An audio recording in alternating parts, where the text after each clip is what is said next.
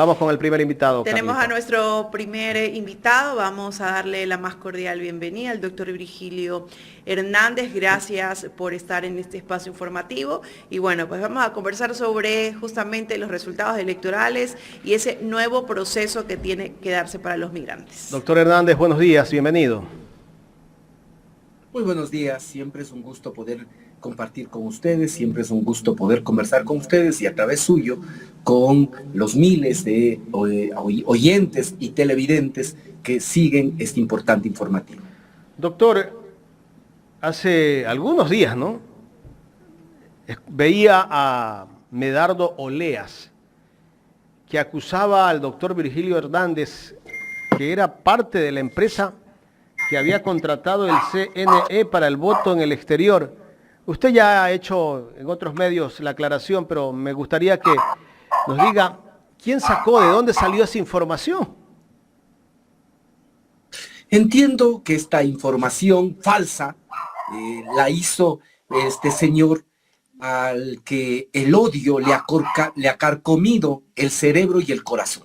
Este señor Vera, que no puede llamarse periodista, que no puede llamarse comunicador, que no tiene ni siquiera la decencia de poder pedir lo que es una verificación de una información falsa que él tenía, y sin ningún ton, vea lo que es esto, sin ningún ton ni son, como dicen, ¿sí? Se le ocurre decir que yo tendría algo que ver con esa empresa, lo cual es absolutamente falso. Yo no he tenido contrato con el CNE nunca.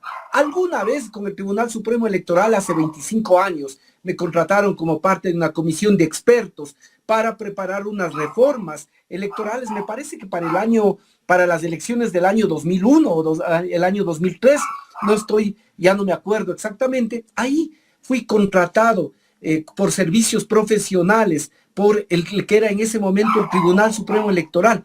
Con el Consejo Nacional Electoral jamás he tenido un contrato, no tengo ninguna participación en ninguna empresa, no soy accionista de ninguna empresa. De tal manera que esto es una infamia, es una infamia de una persona a la que el odio le ha carcomido el cerebro, el corazón. Yo me he permitido decirlo de manera muy clara, que este señor es un cobarde, miserable, mequetrefe, que se presta para circular este tipo de rumores sin tener ningún fundamento. ¿Qué tal si el día de mañana yo digo que el señor Vera es un asalariado del gobierno y de las élites económicas y no tengo ninguna prueba? Digo, me dijeron que el señor Vera nos desprestigia a los de la Revolución Ciudadana porque está comprometida con las mafias y el narcotráfico. Que fíjese, ¿cómo puedo decir esto yo sin tener ninguna prueba de veracidad? Pero eso es lo que hace este señor. Le dijeron, alguna fuente le dijo, y este señor, sin verificar, sin contrastar, sin llamar a pedir una aclaración o por lo menos contrastar, ¿sí?, se atreve a señalar una cosa de esta naturaleza. Y entiendo, no he oído la del señor Medardo Oleas, pero creo que esto será precisamente también parte del odio de un individuo que no tiene ningún mérito ni político ni académico, que estuvo alguna vez rondando por los pasillos del Tribunal Supremo Electoral cuando éste se conformaba bajo las componendas con las que antes se articulaban estas funciones del Estado, de tal manera que son unos descalificados, son personas que no tienen ningún fundamento para decir lo que dicen, y yo ya lo he señalado con claridad, esa es una mentira. Y vea, yo al principio lo había menospreciado, pero conforme van pasando los días, cada vez más estoy pensando en acciones legales, porque ¿saben lo que pasa? Que hay gente que se cree este tipo de tonterías, que hay gente que se cree este tipo de mentiras, que tienen por objeto, que lo único que tienen por objeto es desprestigiar a la Revolución Ciudadana sin tener ningún fundamento. Le digo, esto es falso, yo no soy accionista de ninguna empresa, eso se puede verificar fácilmente, mirando el SRI, mirando la Superintendencia de Compañías. Yo he sido un académico, he sido profesor, funcionario público, no tengo participación en ninguna empresa, menos aún he contratado con el Consejo Nacional Electoral, nunca desde la creación del Consejo Nacional Electoral. Como le digo, alguna vez a finales el siglo pasado tuve un contrato por servicios profesionales con el Tribunal Supremo Electoral de ese momento. Y lo otro es absolutamente falso, propio de alguien que ya no tiene ninguna rigurosidad y que el odio le ha carcomido el corazón y le ha carcomido la mente. Doctor Hernández, ¿usted va a tomar acciones legales contra Carlos Vera? Mire, y le digo, al inicio creía que era suficiente una aclaración, pero como en varios lados, conforme pasan los días y me siguen preguntando eso, créame que lo voy a valorar, lo voy a valorar tanto por lo del señor Vera. No he escuchado lo del señor Medardo Oleas, pero no es la primera vez que me mencionan, de tal manera que seguramente sí es así, sí hay esas declaraciones, y créame que ahora sí estoy pensando y valorando que tomar acciones legales para quienes mienten descaradamente sin cumplir este oficio que dicen tener, que es el de comunicadores. ¿Carlos Vera ha rectificado el error que cometió o no? Vea, yo no conozco de ninguna rectificación. En algún medio me dijeron que él había hecho un señalamiento de que se equivocó. Yo no lo he conocido, no, por lo menos no ha sido público, de tal manera que pero las disculpas tiene que ir a valorar. Efectivamente, sí, efectivamente debería estar y darle una réplica por etiquetarme, así es. No, y claro, evidentemente yo no me voy a prestar para ir donde una persona descalificada que ya no emite criterios con ningún apego a la verdad, que ya no le interesa la verdad, sino cumplir un rol político. Y ese rol político es difamar, es infamar, es básicamente establecer una serie de criterios con el fundamento del odio, ¿no? Pero le digo aquí con firmeza, este señor es un mentiroso, un miserable, un mequetrefe, que sin ningún fundamento, él, y si lo ha dicho también el señor Oleas, de igual forma, sin ningún fundamento, ¿sí? Hacen una acusación sin tener un fundamento alguno, sino solo guiados por su odio. Doctor, pasemos al tema político. Vamos con el tema de la segunda vuelta electoral. ¿Cómo ve usted las perspectivas de esta segunda vuelta? A casi un mes y unos días más. Mire, creo yo que las candidaturas en este momento tienen la obligación de presentarle sus propuestas, de presentarle su plan de trabajo a la ciudadanía. Y parecería, y este es uno de los mitos que ahora se rompe, que los ciudadanos ecuatorianos y muchos de los expertos, de los supuestos expertos en materia electoral, dicen que la gente en este momento no oye propuestas, que la gente quiere, en medio del caos que vive el país, quiere divertirse, quiere reírse de los políticos, que no está interesado en los planes, en los programas.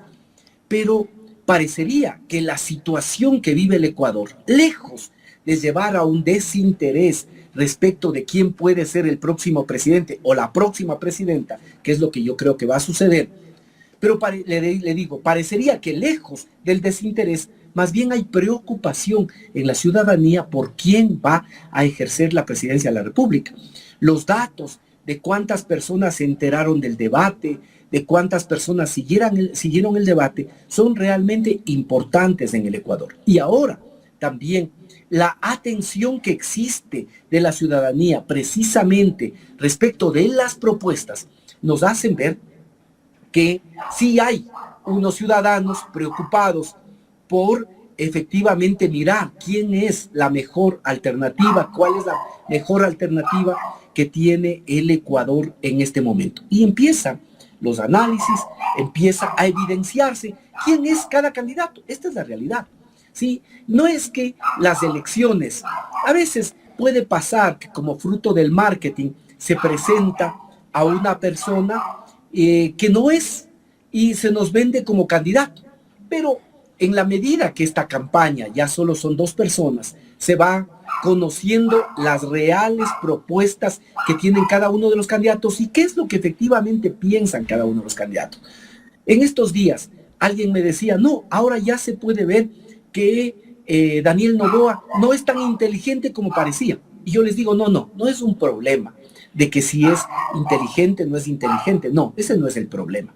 El problema es que ahora, conforme pasan los días y conforme más habla el candidato Daniel Noboa, se revela ante el Ecuador el verdadero Daniel Noboa. Y entonces lo que está diciendo Daniel Noboa es lo que efectivamente cree, lo que efectivamente piensa. Mire, cuando Daniel Noboa dice que en el Ecuador se pagan salarios demasiado altos, ¿eso es acaso por que no conoce Daniel Noboa? No, eso es lo que él piensa, eso es lo que él cree como empresario, como una persona que tiene que pagar a sus trabajadores. Él cree que los salarios son demasiado altos y que por lo tanto para tener un Ecuador competitivo hay que pagar salarios más bajos. O cuando Daniel Noboa dice que hay que rebajar el impuesto a la renta de las empresas y subir el impuesto a la renta de las personas naturales, ¿sí? ¿Qué es lo que está señalando? ¿Esto es una tontería, un exabrupto por parte de Daniel Noboa? No, ese es el verdadero Daniel Noboa, que él cree que deben pagar más las personas naturales, pero deben pagar menos las grandes empresas. Eso es lo que él realmente piensa. O cuando Daniel Noboa señala, idéntico a lo que plantea Lasso, de la misma, exactamente lo mismo que plantea esta comisión conformada por el presidente Lasso, respecto de las propuestas para el Instituto Ecuatoriano de Seguridad Social y sobre todo para la jubilación. ¿Qué es lo que él dice? Que hay que ajustar. Después quieren inventarnos, explicarnos. No, no todos sabemos a qué se refieren cuando hablan de ajuste los neoliberales, de subir. Pero dice que hay que ajustar los años de servicio para jubilarse, que hay que ajustar el porcentaje de las contribuciones, que hay que diversificar, esta es la palabra que utiliza, las fuentes de financiamiento del IES. ¿De qué nos están hablando? De esta vieja propuesta de llevar a los afiliados más jóvenes, que ganan más, que tienen todavía 25, 30 años, 25, 30 años de servicio por delante, de aportes por delante, de llevar a manos privadas. Pero esto es lo que efectivamente cree Daniel Noboa. Esto es lo que él realmente piensa. Entonces, cada día más se refleja el verdadero Daniel Noboa. El Daniel Noboa misógino, que cree que las mujeres se embarazan por dinero, ¿sí? Este Daniel Noboa que cree efectivamente en la privatización de la salud, eso dice su plan, ¿sí? Por lo menos dice que hay que hacer una consulta respecto del tema de la salud. ¿Qué es lo que se quiere consultar? ¿No será acaso pasar los servicios que ahora son prestados por el Estado a proveedoras privadas de salud, con lo cual se complicará aún más la situación del sistema de salud? Entonces, conforme avanza la campaña, se va reflejando el verdadero Daniel Noboa. Y ese verdadero Daniel Noboa, aunque aparezca como un producto del marketing, como algo nuevo, es una continuidad de lo que hemos tenido con el gobierno de Guillermo Lasso. Y aquí hay una reflexión. Mire, siempre es un mal matrimonio cuando las élites económicas quieren también el poder político. Siempre es un mal matrimonio, porque correrá siempre la tentación, como ha sucedido en estos 28 meses con este nefasto gobierno, de utilizar el poder político para poder asegurar el plan de negocios de su pequeña élite, de su clan familiar, de su grupo cercano. Esa es la verdad. ¿Qué va a hacer, por ejemplo, el señor Daniel Noboa cuando tenga que cobrar las deudas a las empresas vinculadas al grupo Noboa? ¿Qué va a hacer? ¿Va a exigirle que pague los impuestos o va a cumplir lo que él dice de que las empresas deben pagar menos impuestos? ¿Qué va a hacer? ¿Qué va a hacer? Siempre es un mal matrimonio cuando las élites económicas quieren también el poder político. Doctor Hernández, bien, vámonos un poco hacia los migrantes, ¿no? Y la vulneración de derechos que hubo pues con el tema de la votación. Ahora ya hay fecha, ¿no? Al igual que la segunda vuelta, ellos van a volver a tener su derecho al voto. Usted ha sido pues también defensora de los migrantes y ha estado súper pendiente de ellos a través de sus cargos. Pero bueno, hay gente que sin duda alguna no está de acuerdo porque sí considero que algunos o pescaron a río revuelto o por un golpe de suerte se les dio pues el poder tener una curul en la asamblea. ¿En qué condiciones o bajo qué parámetros debe darse estas nuevas elecciones que serán para los migrantes en el exterior? ¿Y qué pasaría en el caso de que los resultados cambiaran desde su punto de vista? Como por ejemplo, no tenemos asambleístas que en estos momentos están tambaleando ese puesto, como Lucio Gutiérrez, ¿no? Que puede haber una probabilidad de que se quede afuera. Mire, es realmente increíble cómo ciertos grupos políticos y ciertos actores políticos, perdón, me estoy recuperando recién de una faringitis, le decía que es increíble como ciertos actores políticos, como ciertos grupos políticos, pueden estar en contra de que se repitan las elecciones, cuando lo que sucedió en estas elecciones del 20 de agosto es que por negligencia del Consejo Nacional Electoral, porque él es el responsable político, el Consejo Nacional Electoral y sus consejeros, evidentemente, son los responsables de que miles de ecuatorianos se hayan quedado sin ejercer su derecho. Esto es increíble. ¿Cómo pueden primar los cálculos políticos? Que con esto quizá voy a perder un asambleísta, que con esto quizá ya no va a entrar un asambleísta nacional, o quizá con esto otros grupos políticos pueden ganar otro asambleísta. Esto es realmente inconcebible, porque se violentaron derechos políticos de miles de ecuatorianos que no pudieron ejercer su derecho al voto. Y más aún, fíjese, se violentaron esos derechos políticos de quienes son parte fundamental en este momento de la economía. Los migrantes, con todo el drama que significa también la migración respecto de las familias, respecto del desarraigo. Pero sin embargo, esos migrantes siguen siendo un pilar fundamental de la economía. Más de 4.000 millones de dólares han ingresado al Ecuador, el 4% del PIB, más del 4% del PIB, han ingresado como remesas de los migrantes. Y a estos migrantes se les negó el derecho al voto. Por lo tanto, el que ahora se puedan repetir las elecciones, indudablemente que solo es cumplir con un derecho que tienen los ecuatorianos en el exterior, los ecuatorianos migrantes, los hermanos migrantes, solo es un derecho. Primera cosa. Segunda cosa.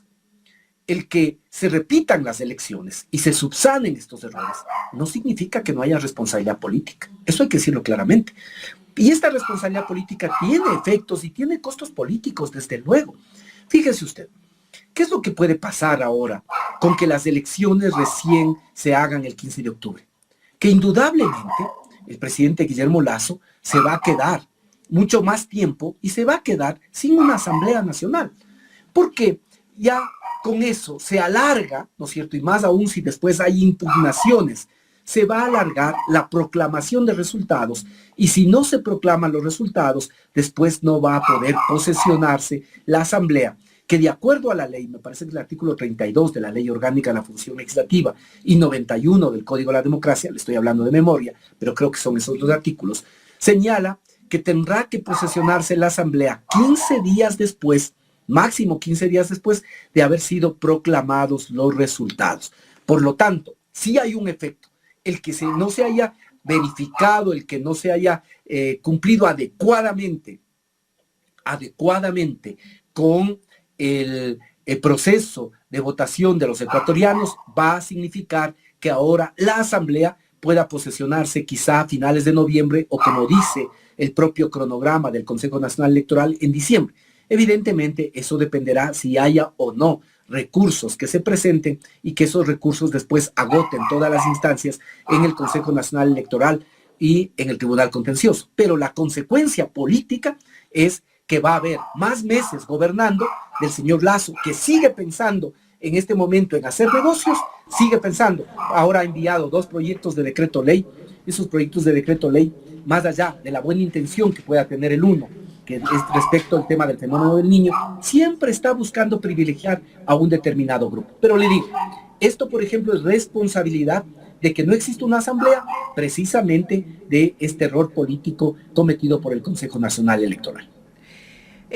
Doctor, Usted también ha sido asambleísta, ha estado dentro de la asamblea y si bien es cierto, pues la Revolución Ciudadana es la mayor fuerza política, pues dentro de la asamblea, un bloque considerable y el mayoritario, también tenemos un segundo bloque que más bien se dio en base pues a el lamentable asesinato del señor Villavicencio.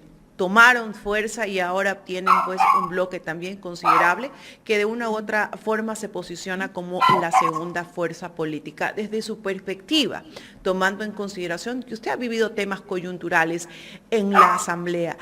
¿Cómo vendría a ser o cómo sería esta nueva confrontación dentro de la asamblea tomando en consideración que tienen posturas políticas totalmente diferentes? Y aunque la Revolución Ciudadana sea mayoría, siempre van a encontrar a esos detractores y a esos pues que de una u otra forma quieran retrasar los procesos, las normativas y todo lo que tiene que ver con la legislatura. Mire, yo creo que esto, y hay muchos estudios en ciencia política que sí demuestran, en un régimen presidencial tiene y hay directa relación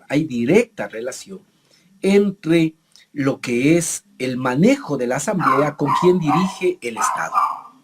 Por lo tanto, esas mayorías, y nosotros creemos que con la presidencia de Luisa González se va a buscar una mayoría que permita sobre todo ser corresponsable con los destinos del Ecuador, con los problemas del Ecuador. Hay que buscar, le digo, en el marco de la diversidad, hay que buscar acuerdos que permitan que en la asamblea se pueda tener corresponsabilidad para enfrentar los grandes y profundos problemas que tiene el Ecuador. El tema de la inseguridad, el tema de la crisis económica, de la generación de empleo. Sí, y ahí se verá quienes efectivamente defienden intereses, quienes están pensando en la oposición por oposición, en quienes quieren beneficiar a determinado grupo o si hay la preocupación por el Ecuador. Luisa González lo ha señalado en varias ocasiones, que ella será la presidenta de todos los ecuatorianos, que hasta el 15 de octubre hay elecciones que genera de alguna manera incertidumbre, pero que luego del 15 de octubre, que después del 15 de octubre hay que pensar en el Ecuador y que ella será presidenta de los 18 millones de ecuatorianos, será presidenta de todos y de todas y que por lo tanto buscará sobre todo acuerdos que permitan llevar adelante estas propuestas para enfrentar los grandes problemas que tiene el Ecuador. Y eso permitirá ver si hay grupos políticos a los que les interesa el país o les interesa seguir en esta política de odio, seguir en esta política de confrontación que muchas veces genera que se profundicen los problemas antes que buscar soluciones. Doctor, ¿cuál será la posición del Parlamento andino con estas nuevas elecciones en el supuesto no consentido de un gobierno de derecha? Mire, en el Parlamento andino, en este momento, la presidencia del Parlamento andino la ejerce la señora Cristina Reyes, que ella es una persona que no es afín a nuestro planteamiento. Ella es la presidenta, en el mes de julio fue electa con un voto de diferencia frente a nuestra candidata, Verónica Arias.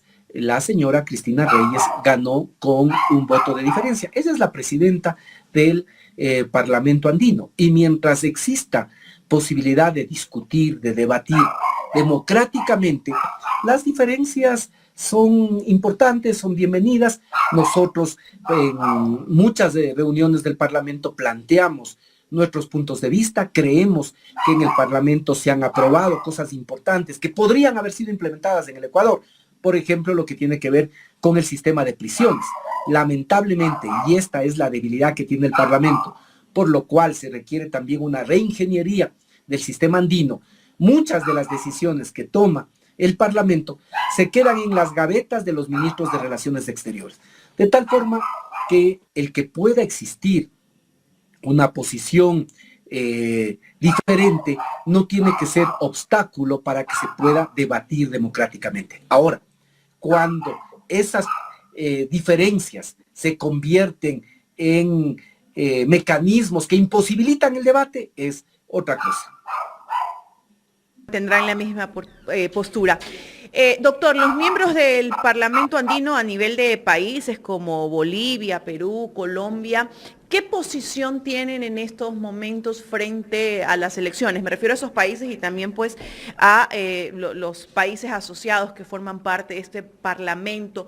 Le pregunto porque siempre en función de una nueva elección tratan de desestabilizar un poco la imagen del país. Sabemos cómo está el Ecuador a nivel internacional por los altos índices de delincuencia. Pero ¿qué espera esa comunidad andina de un nuevo presidente o presidenta del país? Mire, hay que fortalecer los procesos de integración. Esto creo yo que tiene que ser una premisa de los próximos gobernantes. Hay que fortalecer los procesos de integración y no solo pensando, como ha sido la obsesión del actual gobierno, en acuerdos de libre comercio. No, hay que fortalecer los procesos de integración pensando que la unidad puede ayudarnos a enfrentar y resolver de mejor manera los problemas que tiene el país. Le menciono, por ejemplo, distinto habría sido la suerte del Ecuador y de los otros países de la región si habría seguido funcionando lo que era la UNASUR. Distinto habría sido la situación del Ecuador y los países de la comunidad andina si frente a la emergencia de la epidemia del COVID se habría actuado de manera conjunta. Distinto sería el peso de los países de la región si respecto del tema migratorio o respecto del tema de seguridad se buscaría tener una política común respecto de la migración, respecto de los temas de seguridad. Fíjese, solo ahí hay problemas ya que requieren de una mirada distinta, requieren de un mandatario, de una mandataria en este caso, que pueda entender la importancia de la integración. Esto es central y yo creo que cualquier política que se adopte tiene que ser pensando no solo en que es imposible resolver los problemas solo si se mira desde la perspectiva de un país, que hay necesariamente que articular con los otros países de la región. Los temas que tienen que ver con seguridad, por ejemplo.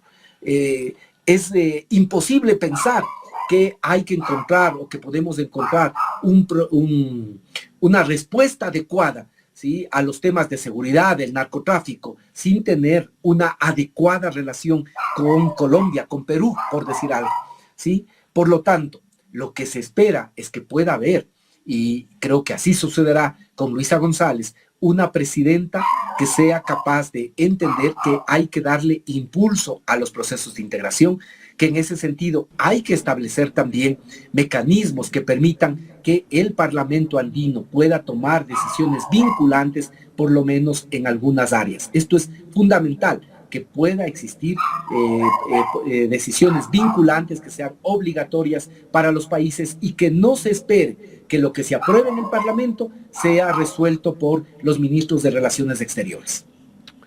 Doctor Hernández, finalmente, tengo dos inquietudes. ¿Qué va a hacer la Revolución Ciudadana con el tema de llegar a un consenso o a un acuerdo político con la CONAIE? ¿Se está trabajando en buscar ese acuerdo o ese acercamiento para un diálogo? Y la segunda, ¿cómo ver que los gobernadores, empezando por el gobernador de Esmeraldas, justamente el día de ayer salió a ratificar de que el audio que se filtró hace pocos días sobre el llamado de todos los funcionarios de la gobernación de Esmeraldas para que se sumen a la campaña del candidato Daniel Noboa para la presidencia de la República, es real? Mire, en el primer caso, nosotros como Revolución Ciudadana estamos empeñados sobre todo en llegar a la ciudadanía, en llegar al pueblo, más allá de los pronunciamientos, más allá de los acuerdos que puedan hacer las élites, nosotros estamos empeñados en llegar a la ciudadanía, al pueblo.